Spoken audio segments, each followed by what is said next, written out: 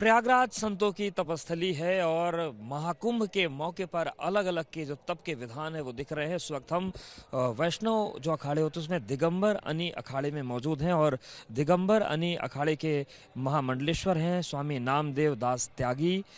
उनका इस वक्त जो धूनी साधना का क्रम है वो चल रहा है और संतों के साथ वो धूनी रमाए हुए हैं।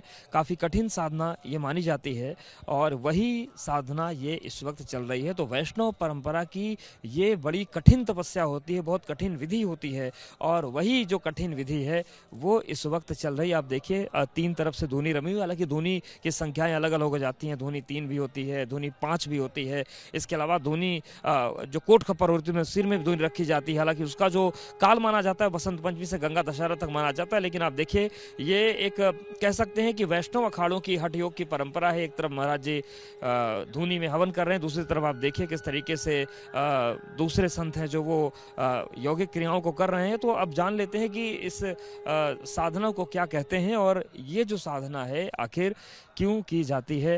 महाराज जी ये जो साधना है इसको क्या कहते हैं?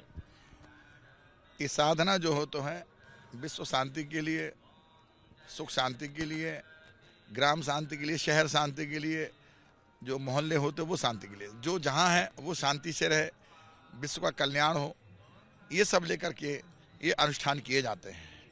और आने वाले समय में जो हमारा संतों का जो भव्य आयोजन हो रहा है इसी में धीरे धीरे धीरे करके संत अपने अपने ढंग से अपने अपने अनुष्ठान करते हैं, पूजन करते हैं, पाठ करते हैं और सुख शांति बनी रहे दुनिया में, देश विदेश में, इस अनुष्ठान के साथ अपने अपने अनुष्ठान करते हैं। जी हम तो यहाँ सामने बैठे हैं, मुझसे आग की ये जो तपन नहीं सही जा रही, आपके 3 तरफ धूनी जल रही है, तो कैसे सहते हैं गर्मी आप? ये हम लोग की आदत में है।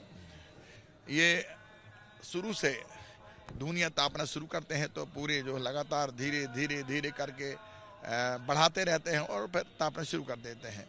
और इस प्रकार जो है साधु संत जो हैं ये इसका अनुष्ठान करते हैं। वैष्णव साधु में ये परंपरा है कि धूनिया तापना, अनुष्ठान करना, पूजन करना और हवन करना, ये सब करते रहते हैं। महाकुंभ में इसका महत्व ज़्यादा बढ़ जाता है। हाँ, महाकुंभ में देखिए लोग आते हैं, उनकी यात्रा सफल रहे और शुभ संकेत इससे जाता है कि कोई भी व्यक्ति जब आता है तो उनको किसी प्रकार की कोई परेशानी ना हो।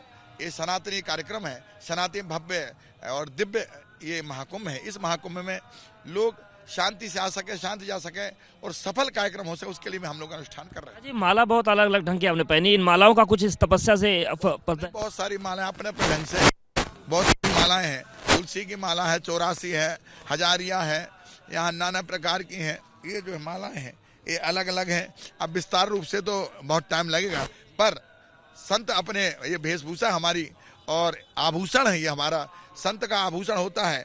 जैसे हम लोग इसको ये लगा के ऐसा लगाते हैं, ये हमारी विभूति है। इस विभूति को लगाने के बाद और ये जो है ये चरण जब संतों की चरण पर पड़ते हैं और इसके धूली जो है अपने इस माथे पर लगाते हैं तो हर भक्तों का उद्धार होता है।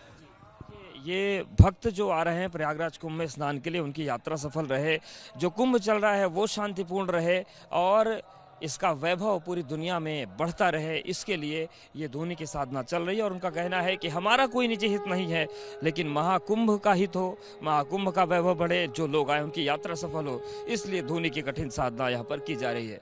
सूरज पांडे के साथ Awadhesh, ABP news, Prayagraj. For exclusive and insightful videos, subscribe to our new channel ABP Live Premium.